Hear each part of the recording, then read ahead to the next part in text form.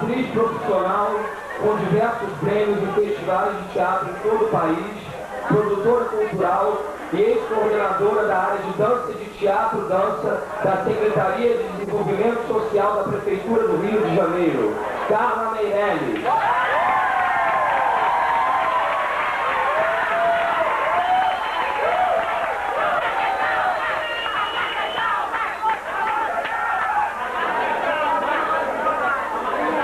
Ela é diretora teatral formada pela UFRJ, atriz profissional, já trabalhou com a Ana Kfouri, Marília Martins e é integrante dos Psicomáticos Companhia de Teatro. Em breve vai estrear o espetáculo O Mussuã e a Fruta. Fabíola Rodrigues.